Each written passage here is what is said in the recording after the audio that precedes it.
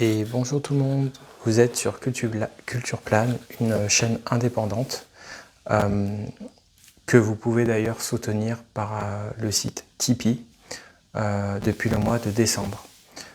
C'est une chaîne donc, que je gère tout seul, qui fêtera ses 4 ans en mai prochain. Et justement devant l'énorme complexité, difficulté de pouvoir atteindre les éléments nécessaires du programme partenaire, j'ai décidé de lancer cette page Tipeee qui permet au fond, pour ceux qui le souhaitent, de soutenir le projet. Souvent, chaque vidéo est partagée en première, la plupart du temps. En tout cas, les vidéos enregistrées, c'est assez fréquent, mais c'est pas systématique. N'hésitez pas aussi à laisser un commentaire à la fin de la vidéo pour réagir, et notamment sur ce que je vais vous dire maintenant. J'aimerais bien savoir pour vous quels sont vos horaires de diffusion préférés si vous souhaitez participer aux premières. Tout n'est pas toujours possible pour moi, mais je peux toujours essayer d'en tenir compte. À noter que je partage assez régulièrement des sondages dans l'espace communauté, dont le dernier d'ailleurs avait trait à David Lynch notamment. J'espère tout d'abord que vous allez toutes et tous bien. De mon côté, ça va, c'est la première fois que j'essaye de vraiment... la première fois je retrouve la tentative d'enregistrer une émission en faisant pas 40 000 choses à côté. C'était une sorte de réflexe que j'avais, qui n'était pas forcément un bon réflexe, qui a fait partie de la chaîne, mais c'est vrai que le temps me manquait et c'était jamais évident d'enregistrer des choses, de trouver le temps tout simplement en fait. Donc cette fois, j'essaye à la fois par respect pour vous et aussi pour la qualité de l'émission, de vraiment faire en sorte que le programme soit enregistré et que je trouve un temps dédié à l'enregistrement de ce programme. Comme je vous le disais, la chaîne va essayer de créer une nouvelle histoire cette année. Une histoire qui est dans la continuité de l'an passé et des années passées évidemment, mais j'ai toujours ce sentiment que tout est toujours un peu nouveau et qu'au fond, aucun jour se ressemble et qu'il y a donc bien la possibilité d'être dans du pur présent. Et donc, au fond, il y a à la fois évidemment continuité et en même temps, il n'y a pas continuité. La chaîne est en même temps réellement différente de ce qu'elle a été au début. Et j'aurais bien du mal à vous dire à quoi elle ressemblera dans quelques mois si elle existe toujours. La chose qui me paraît importante, c'est que j'estime qu'à partir du moment donné où vous la soutenez, parfois financièrement et parfois autrement, il y a une sorte de devoir pour ma part, non pas de répondre à ce que vous souhaitez, mais de concentration, de manière de faire, même si tout ça ne doit absolument pas faire perdre l'écosystème du projet, bien sûr. Mais je crois que c'est quand même assez important. D'où le fait que là, par rapport à ce que je souhaitais dire, j'avais lancé une première vidéo et je me suis tout simplement rendu compte que ça ne fonctionnait pas. Et qu'il fallait que j'arrête l'enregistrement et que je reparte à zéro. Parce que je m'étais lancé dans d'autres activités et ça venait perturber l'enregistrement. D'une manière générale, c'est souvent assez difficile pour moi de me focuser sur une chose. Et d'ailleurs, c'est aussi parfois une chaîne qui parle de certaines choses d'un point de vue parfois un peu psychologique, comportemental, mais aussi évidemment artistique. C'est une chaîne qui au fond a pour vocation... je pense que certaines émissions peuvent être réécoutées. La meilleure manière de réécouter ces émissions, c'est sûrement de retomber dessus un peu parfois par hasard. Et moi-même, je serais bien du mal à vous dire quelle en serait la qualité. Mais je pense qu'il peut y avoir un intérêt, encore une fois, du hasard. Tomber sur une émission, l'écouter et se dire « Ah tiens, c'est pas si inintéressant. Je pense que cette année est une année effectivement un peu spéciale. Je ne peux pas m'empêcher, en ayant écrit ça, une nouvelle histoire. Alors quand j'ai écrit ce titre, une nouvelle histoire, je l'ai fait, pour être tout à fait honnête, j'ai pas pensé à grand chose en écrivant ça. Quoi on va dire. En tout cas, j'étais dans mon vocabulaire, mais c'était pas signifiant, relié à des choses de culture ou quoi. Et en même temps, je peux pas m'empêcher de penser au départ récent de David Lynch, qui justement avait réalisé ce film Une histoire vraie. Cependant, je crois que la création doit continuer d'élaborer des nouveautés, d'élaborer. Je me dois moi aussi d'essayer de vous reproposer des structures, des libertés. Ma vie a changé dans le sens où sûrement que mon degré de lucidité envers moi-même a changé. Je me reconnais des choses nouvelles et à partir du moment donné où je me reconnais des choses nouvelles,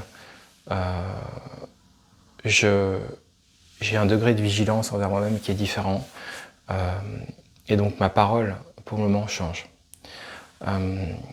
Pour les abonnés EES et S qui ont suivi le projet, il y a eu effectivement sur la chaîne des moments parfois compliqués et aussi des moments où même l'actualité peut être compliquée. La chaîne est dominante souvent jeux vidéo et parfois l'actualité des jeux vidéo est une actualité loin d'être simple, loin d'être saine aussi parfois. Et donc du coup il faut arriver à se faufiler là-dedans, il faut arriver à développer un œil critique. Moi je crois que plus je passerai du temps sur cette chaîne, plus je développerai une vigilance. Mais une vigilance de mon côté qui sera d'abord une vigilance sur moi-même. Ce que je dis, ce que je pense peut être remis en question, peut être questionné. Vous savez, quand David Lynch est parti, quelque chose était assez frappant. Et je crois que sur ça, il ne faut pas trop condamner. Mais ce qui était quand même assez frappant, c'est à quel point, au fond, les critiques, parfois même du monde entier, étaient passés à côté. Vous prenez les cahiers du cinéma, concernant Terrence Malick, c'était le cas. Vous prenez son film Firewalk With Me, de son vivant. David Lynch n'aura pas vraiment su qu'au final, les critiques pouvaient commencer à penser que c'était peut-être son film le plus intime et le plus personnel. Alors qu'au fond, de son vivant, il a notamment expérimenté, à l'inverse, une sorte de déception. Alors le film sur Dylan actuellement parle un peu de ça. Ce qu'attendent les autres. Alors une nouvelle histoire, ça peut être ça. Ça peut être une chaîne qui elle-même ne sait pas réellement où elle va, mais en même temps qui porte en elle des germes de quelque chose. Sûrement qu'à travers ça, il y a toute une idée de la liberté qui doit s'opérer. Sûrement qu'il y aurait des choses à questionner sur le film sur Bob Dylan, des choses négatives aussi, des choses positives et des choses négatives. Mais mon lieu ici n'est pas forcément toujours de vous partager mon avis sur telle ou telle œuvre. Et puis encore une fois, comme je vous dis, il faut avoir une forme de méfiance.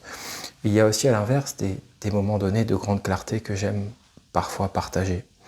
Ça a été le cas notamment quand je vous ai fait le let's play intégral de Final Fantasy VII Rebirth, qui pouvait vous laisser penser que voilà, le jeu avait été important pour moi et disait quelque chose pour moi d'important quoi, par rapport à la question du jeu vidéo, du ludique, du plaisir. Donc pour moi, il y a sûrement tout ça dans cette question de la nouvelle histoire. Est-ce pour autant, comme dit Lynch, une histoire vraie? Est-ce qu'il y a de la vérité au sein de cette chaîne. Je sais pas. Des gestes, ça c'est sûr. Des espaces dans un sens, puisque l'outil par YouTube, cette plateforme vous permet de réagir, donc il y a une forme d'espace. Vous pouvez interagir, vous pouvez... J'aurais tendance à penser que si on soutient aujourd'hui un projet comme le mien, c'est qu'on peut s'interroger toutes et tous et se dire quels sont aujourd'hui les espaces où il reste des éléments, des tentatives d'éléments de nuance, des tentatives d'éléments de profondeur, qui ne répondent pas non plus forcément à la question de la rapidité, de la vitesse et aussi de la réactivité. Je crois que David Lynch nous parlait de ça à travers son œuvre aussi. Il y a, je crois, tout un ressenti à avoir autour de son œuvre, autour de ça. La question du temps. Je ne sais pas ce que vous en avez pensé, toutes et tous et toutes et tous, sur la question récemment, moi je trouve personnellement impressionnante, de cette décision autour du pass culture, du gel, et de cette décision finalement extrêmement soudaine, qui tout d'un coup impacte très lourdement des artistes, des milieux scolaires, dans l'accès à la culture, et puis pour les artistes dans la capacité de pouvoir travailler, de proposer des projets. Il faut se rendre compte de ce que ça veut dire, comme il faut se rendre compte parfois d'autres mouvements qui peuvent se passer, des mouvements assez graves, voire très graves, d'intolérance, de racisme. Donc au fond, qu'est-ce qui se passe au fond? De se questionner sur, on pourrait dire, sur ce qui se passe aujourd'hui. De se questionner aussi sur, puisqu'il se passe ça, et puisque ça s'est acté, est-ce qu'on peut faire pareil? C'est comme la question du climat, est-ce qu'on peut continuer de la même manière? Est-ce que c'est souhaitable? Vous voyez, pour tout vous dire, j'ai trouvé que le film sur Bob Dylan, avec Timothée Chalamet, était quand même très brillant.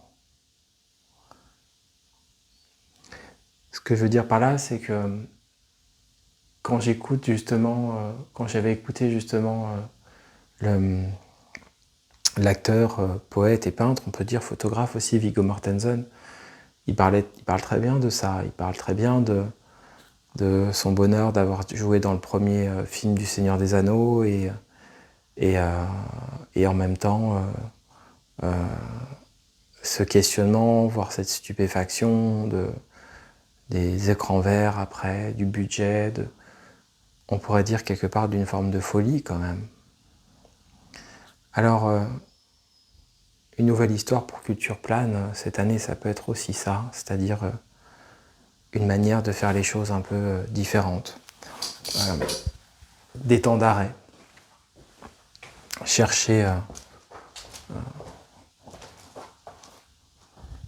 des rythmes différents.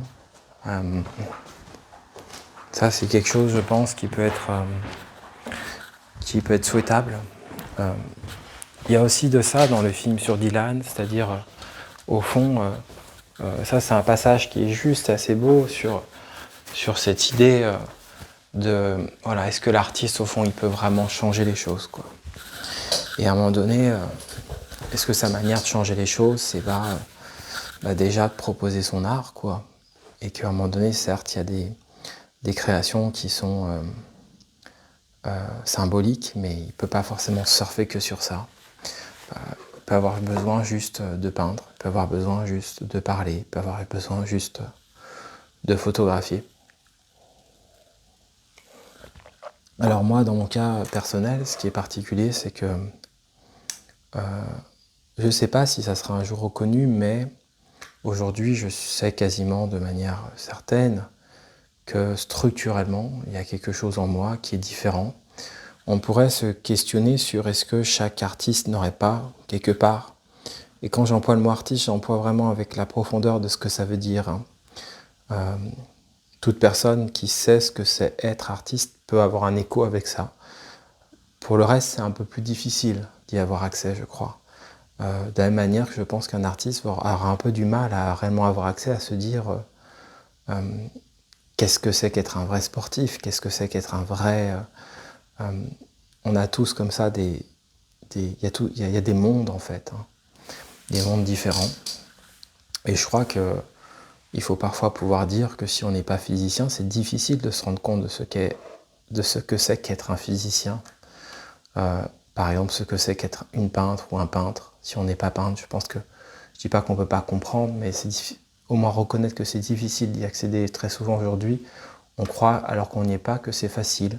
C'est pareil pour les psys, par exemple. Aujourd'hui, tout le monde a son avis sur les psys sans forcément comprendre ce que c'est que cette discipline aussi. Donc, je pense qu'encore une fois, il faut faire attention. Mais dans mon cas personnel, en tout cas, voilà. Et du coup, voilà, ce projet, je dois aussi, je le perçois comme une activité. C'est-à-dire que je n'ai pas le luxe, peut-être même pas l'envie d'ailleurs, mais je n'ai pas un travail actuellement. Je suis dans une situation qui est compliquée, de construction, de reconstruction. Et donc je ne peux pas me permettre, comme si j'avais une situation stable, un travail, de me dire bah, de temps en temps tu fais une vidéo, un petit short.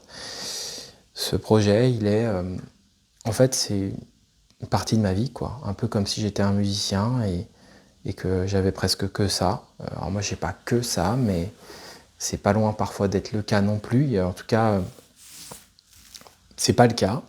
Mais c'est un peu comme si j'étais un musicien, que j'avais un peu autre chose, mais que du coup la partie de musique était importante, quoi, avait une vraie importance.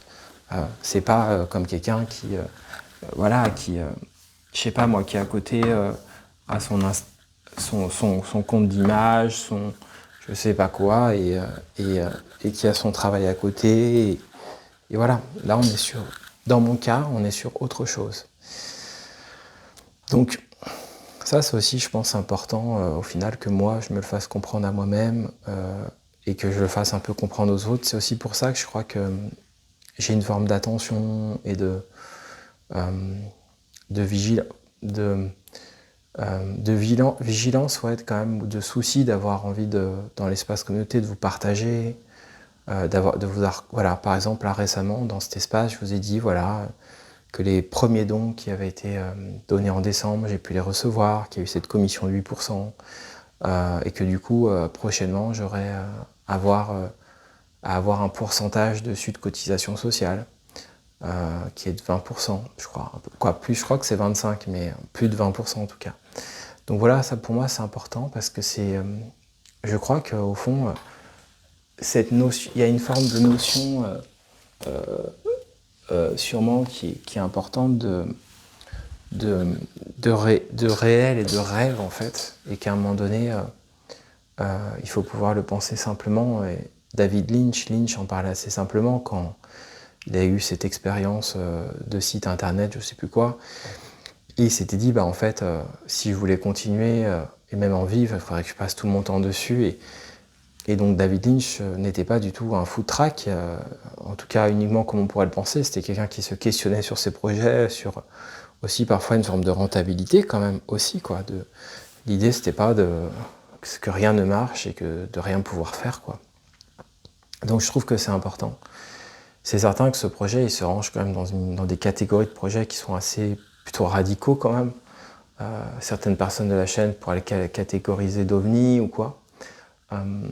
En tout cas, moi, ce qu'il faut que vous sachiez, toutes et tous et toutes et tous, c'est vraiment que je crois vraiment, ça c'est une réalité.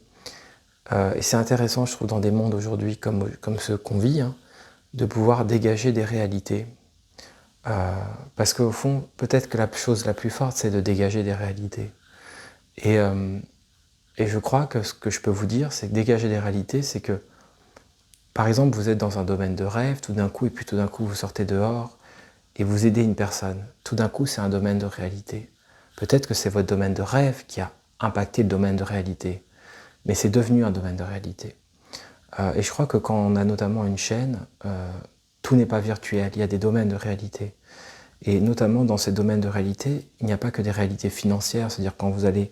On pourrait penser que par exemple quelqu'un qui ferait un don de 10 € sur la chaîne, qui ne met pas de message et que je ne connais pas, c'est évidemment extrêmement heureux. Est-ce que pour autant, quel est le domaine de réalité de ça? À l'inverse, une personne qui fait un don, ou pas d'ailleurs, ou qui fait un commentaire, il y a des commentaires, des personnes qui s'abonnent à ce projet, qui enclenchent des domaines de réalité. Et ça, c'est très important pour moi de le dire, c'est que je crois qu'une chaîne vit à travers sa créatrice ou son créateur, mais après, il se passe des domaines de réalité. Et les domaines de réalité, c'est une personne qui interagit, c'est une personne qui dit des choses, qui conseille des choses, qui ouvre des questions, sans jamais forcément reprocher, qui peut être en désaccord, parfois même profond. On peut être en désaccord avec moi profond, mais où il n'y a pas de réelle violence, où il n'y a pas de... Et tout d'un coup, il se passe des choses. Et ça, je crois que c'est très important que vous le sachiez, c'est-à-dire que cette chaîne, pour moi, a rejoint un domaine de réalité à partir du moment donné où des gens ont impacté cette chaîne. Et ça, je veux dire au sens positif, où tout d'un coup, il y a eu des sensibilités qui se sont exprimées, où il y a parfois même des sensibilités qui se rencontrent. Et je trouve que ça dit quelque chose de fort. Et est-ce que pour autant, ça doit dire quelque chose qui est polarisé? Est-ce que pour autant, ça doit dire que... je crois que ça peut l'être. Il y a des gens, effectivement, dont c'est totalement leur activité. Et voilà, mais j'aurais un peu de mal, je crois, à répondre à cette question-là. Sur la polarisation, moi, je fais les choses que je sens que je dois faire. Si un jour ce projet prenait vraiment dans quelques années, voilà, mais après, il pourrait aussi disparaître, hein, et j'aurais amené à en créer un autre. Il peut y avoir plein de, vous savez, il peut y avoir plein d'événements, hein, mais en tout cas, je trouve que ce qui ne peut pas être enlevé, c'est ça. C'est quand tout d'un coup... Et donc du coup, ce qui est assez beau d'ailleurs, c'est que, au fond, quand on y pense, même dans les médias traditionnels, vous prenez Amélie Nothomb, pour elle donne une importance très grande à ses lectrices et à ses lecteurs. C'est des vrais domaines de réalité. C'est-à-dire que c'est pas uniquement l'écrivaine qui écrit, qui publie, qui gagne de l'argent avec et qui peut, je sais pas, vivre, partir en voyage. Non, en fait, son domaine de réalité, qui sont ses lectrices et ses lecteurs, ses lecteurs et ses lectrices, est très important. C'est pareil d'ailleurs pour les studios de jeux vidéo, parfois le rapport qu'ils ont aux communautés. Et je crois que ça, c'est une dimension extrêmement importante. Et d'ailleurs, je vous parlais tout à l'heure du pass culture. À partir du moment donné où on prend des décisions qui oublient les dimensions de réalité, on doit peut-être se questionner sur est-ce que c'est des bonnes décisions. Et je crois que là, il y a une vraie interrogation à avoir autour de tout ça. Donc, moi, ce que je peux vous dire, c'est que cette chaîne, je l'espère, cette année, même parfois à des rythmes lents, sera à la fois toujours reconnaissante des gestes que vous ferez envers elle, des soutiens que vous ferez envers elle. Ne perdez pas de vue, en tout cas, si vous la soutenez parfois financièrement via Tipeee, cette réalité donc assez pragmatique, hein, que tout soutien à tel mois s'enclenche à la fin du mois précédent, pour moi. Et s'il n'y a pas eu de souci bancaire du côté de la tipeuse, du tipeur, de la tipeuse. Et après, il y a des pourcentages donc, que j'ai évoqués précédemment de commissions et de cotisations sociales. Et je dis ça parce que je pense que c'est important aussi, parce qu'il y a des gens parfois qui font des dons sur YouTube en partenaire et qui ne se rendent pas compte qu'ils donnent 10 € à un youtubeur. En fait, le youtubeur n'a que 5. Et s'il fait bien les choses, le youtubeur doit déclarer ses 5 et il y a encore 25%. C'est important, je trouve, de le dire, mais c'est aussi important pour moi en tout cas, de signifier ces gestes-là, de leur donner une consistance, et en même temps, de donner une consistance au reste aussi. Et le reste, c'est pas forcément que le contenu, il y a un rythme, on pourrait penser qu'il y a un rythme aussi, entre les vidéos, entre les publications, il y a tout un ensemble comme ça. Ce qui est certain, c'est que c'est vous qui donnez aussi cette consistance. Ce projet, quelles que soient les aides algorithmiques au fond, il aurait été suivi par 150 personnes, il ne serait pas le même qu'aujourd'hui, avec ses plus de 1500 abonnés, etc. Donc il ne serait pas le même. Donc peu importe comment il a atteint ça, il a en tout cas atteint ça par des voies classiques. Voilà, après, l'algorithme parfois fait un peu son travail, mais comme je l'ai souvent dit, jamais de manière dingue. Aucune vidéo a réellement explosé sur la chaîne, quoi. Il y a des vidéos qui ont été... il y a des chaînes qui ont bien plus, quoi. Je crois que c'est la vidéo Spider-Man qui a fait plus de 9000 vues, pas loin des 10 000. Peut-être 10 000, je sais plus, mais pas loin des 10 000, je crois. Et un short, c'est pareil, mais sinon, il n'y a pas eu de 150 000, il n'y a pas eu de trucs comme ça, quoi. D'ailleurs, à dire vrai, il n'y a jamais eu de vidéos qui ont... quand justement, il y a des vidéos qui marchent énormément, souvent, ça attire des gens qui sont complètement différents du projet. Ça n'a jamais vraiment été le cas. Souvent, quand vous voyez des chaînes qui cartonnent algorithmiquement, elles se retrouvent parfois avec des communautés complètement différentes. Là, ça n'a pas été le cas. Il n'empêche que le projet aurait pu rester à 100 abonnés. Et voilà, et donc tout d'un coup, ça donne quand même une consistance qui est différente. Donc, voilà ce que je pouvais dire sur cette nouvelle histoire à créer. J'espère que vous continuerez d'en prendre part, que vous continuerez d'y trouver du plaisir, d'y prendre plaisir, que vous apprécierez aussi peut-être le rythme un peu différent, parce que je dois, en dehors de cette chaîne, construire d'autres actions, je dois créer un écosystème différent, et puis je crois qu'au fond, on est aussi responsable en tant que créatrice, créateur de contenu, du rythme qu'on crée. Ce que je veux dire par là, c'est que si vous êtes un écrivain et que vous décidez de publier un livre tous les 6 mois, bon, si c'est à chaque fois, bien sûr, des chefs-d'œuvre, mais c'est rarement le cas, et puis ça dit souvent quelque chose, c'est comme dans les jeux vidéo, les Assassin's Creed. Donc on a aussi une responsabilité de ça. Vous voyez, finalement, là, j'ai enregistré toute cette vidéo en prenant un temps, en faisant rien autour, en me servant d'un micro-cravate qu'on m'a offert pour que vous ayez une qualité de son qui soit correcte. Donc voilà, c'était une vidéo assez introspective. Je resterai toujours à l'avenir curieux des choses que vous avez pu voir, des choses que vous avez pu aimer.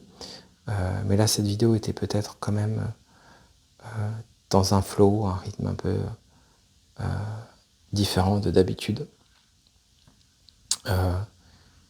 Une autre histoire, on pourrait dire.